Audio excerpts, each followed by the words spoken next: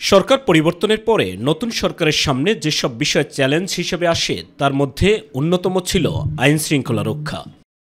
ছাত্র জনতার গণঅভ্যুত্থানের পর পুলিশের কঠোর অবস্থান না থাকায় এর সুযোগ নিয়ে তখনই শুরু হয় চুরি, ছিনতাই এবং ডাকাতির মতো ঘটনা। বড় ধরনের ডাকাতি সময়ের সাথে সাথে নিয়ন্ত্রণ করা গেলেও বাড়ছে ছিনতাইয়ের মতো ঘটনা। এর ফলে দিনে দুপুরে রাজধানীতে ছিনতাইয়ের শিকার হচ্ছেন সাধারণ মানুষ। সিসিটিভির এসব ফুটেজগুলো প্রমাণ করে দেয় কতটা বেপরোয়া ও মারমুখী ছিনতাইকারীরা। আইন শৃঙ্খলা পরিস্থিতি স্বাভাবিক করার প্রশ্নে যতটুকু ঘাটতি আছে সেই ঘাটতিটুকুকেই অপরাধীরা পুঁজি করে নানা ধরনের অপরাধ করছে।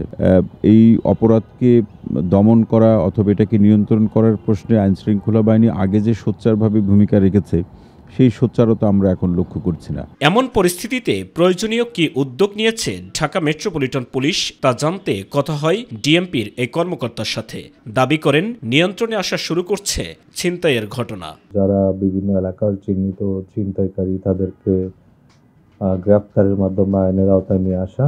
এর বাইরে আমরা ছিনতাই প্রতিরোধের জন্য আমাদের যে নিয়মিত টহল কার্যক্রম ছিল সেটাকে আরও জোরদার করেছি। আমরা বিভিন্ন গুরুত্বপূর্ণ স্থানে চেকপোস্ট বসিয়েছি এবং গোয়েন্দা নজরদারি বৃদ্ধি করেছি। যারা বিভিন্ন পেশাদার ছিনতাইকারী ছিল, এই সংশ্লিষ্ট কাজে যারা দীর্ঘদিন ধরে জড়িত ছিল তাদেরকে আইনের আওতায় নিয়ে আসছে। ছিনতাই বন্ধ করার পাশাপাশি সমন্বিত উদ্যোগের পরামর্শ দেন অপরাধ বিশ্লেষকরা। সহমত পুলিশের। গেলে শুধু আইন শৃঙ্খলা বাহিনীর একার পক্ষে এটাকে নিয়ন্ত্রণ করা সম্ভব হবে না। সেক্ষেত্রে ক্লিন ইমেজের যে সমস্ত নেতা কর্মীরা আছেন এদেরকে সম্পৃক্ত করার চেষ্টা করতে হবে।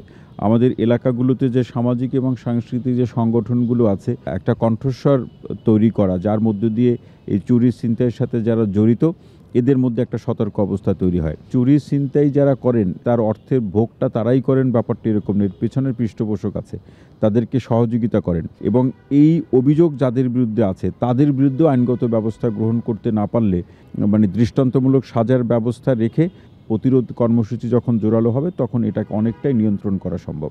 এই ট্রেন্ডটা যদি অব্যাহত থাকে, যারা পেশাগত ছিনতাইকারী রয়েছে তারা কোনোভাবেই এসব কাজে জড়িত হওয়ার সুযোগ পাবে না।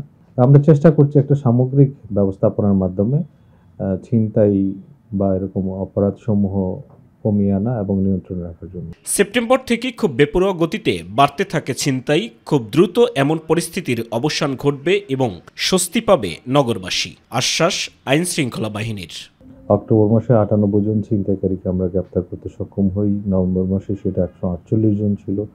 ডিসেম্বর মাসে ছিল 564 জন এবং জানুয়ারিতে ইতিমধ্যে প্রায় সংখ্যা 400 জনের উপরে চলে গেছে। সাইদুর রহমান আবির, মাই টিভি, ঢাকা।